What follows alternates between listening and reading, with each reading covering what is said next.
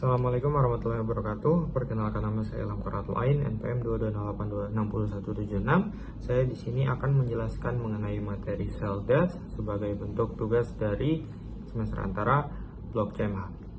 Oke, kita masuk ke materinya. Yang pertama yaitu cell death. Nah, jadi cell death ini atau lebih dikenal sebagai kematian sel merupakan bagian dari siklus kehidupan sel. Tubuh kita membutuhkan proses ini untuk mengganti sel-sel yang sudah tua atau rusak, menjaga keseimbangan jumlah sel, dan juga melindungi tubuh dari kemungkinan pertumbuhan sel yang tidak normal seperti kanker. Ada dua bentuk utama kematian sel yang akan kita bahas, yaitu nekrosis dan apoptosis. Meskipun keduanya sama-sama berujung pada kematian sel, tetapi mekanisme penyebab dan dampaknya terhadap tubuh kita itu sangat-sangat berbeda. Yang pertama yaitu saya akan membahas mengenai nekrosis. Nekrosis adalah kematian sel yang bersifat tidak terkontrol dan selalu bersifat patologis. Proses ini biasanya timbul karena adanya cedera atau kondisi lingkungan yang ekstrim yang tidak bisa ditoleransi oleh sel tersebut. Contoh nyata dari nekrosis ini dapat kita lihat pada kasus-kasus seperti infark miokard, stroke, luka bakar, maupun trauma berat. Jadi nekrosis ini bukanlah bagian normal dari tubuh, melainkan tanda adanya kerusakan serius. Nah, jadi kita lanjutkan ke penyebabnya. Penyebab nekrosis ini bisa bermacam-macam. Faktor utama antara lain adalah paparan racun, trauma fisik, iskemia, atau kekurangan suplai darah dan oksigen, infeksi, serta suhu ekstrim baik terlalu panas maupun terlalu dingin. Sementara semua kondisi ini membuat sel kehilangan kemampuan untuk mempertahankan fungsi normalnya. Nah, kita lanjutkan. Secara biokimia, nekrosis adalah proses yang pasif.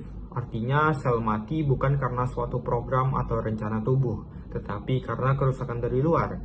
Proses ini tidak memerlukan energi dalam bentuk ATP dan berlangsung secara tidak teratur. Karena sifatnya yang tidak teratur inilah nekrosis sering menimbulkan kerusakan yang luas.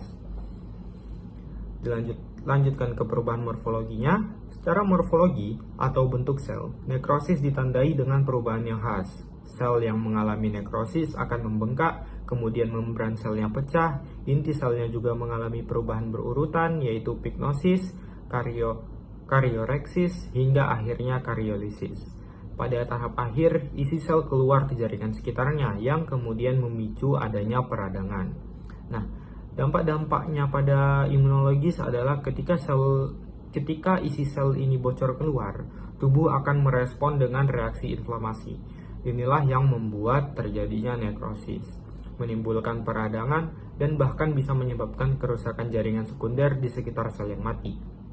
Jadi, nekrosis ini bukan hanya menyebabkan kematian sel tunggal, tetapi juga bisa memperparah kerusakan jaringan.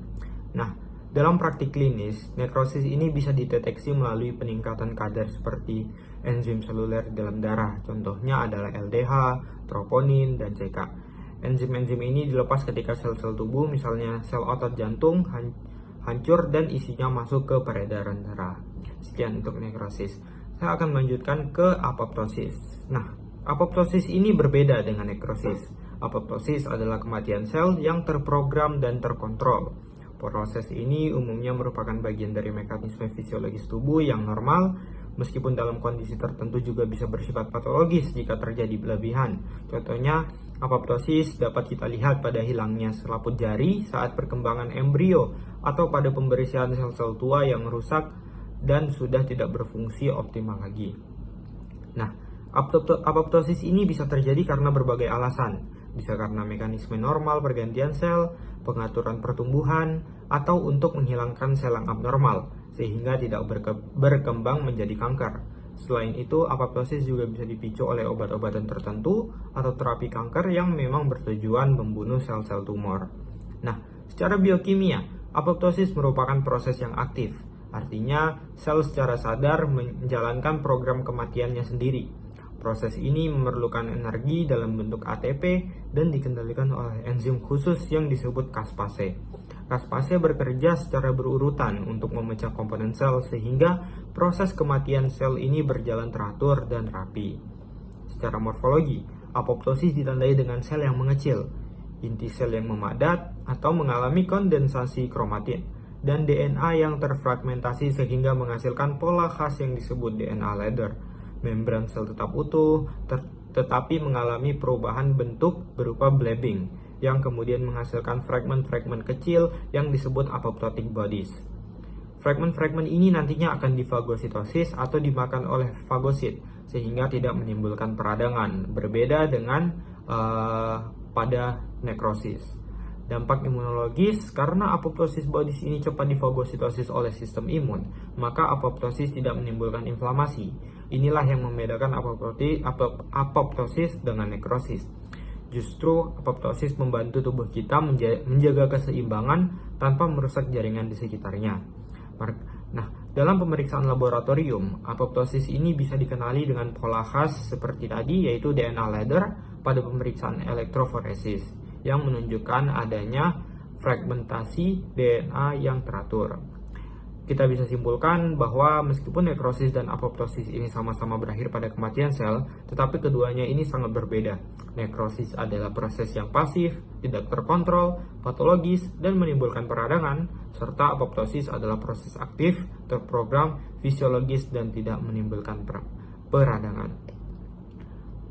Pemahaman mengenai kedua mekanisme ini sangatlah penting karena berhubungan langsung dengan berbagai penyakit dan juga strategi pengobatan. Misalnya pada kanker, kita berusaha meningkatkan apoptosis sel tumor, sementara pada stroke kita berusaha mencegah nekrosis akibat iskemik. Sekian presentasi dari saya mengenai cell death. Berikut referensi yang saya gunakan. Sekian, terima kasih. Assalamualaikum warahmatullahi wabarakatuh.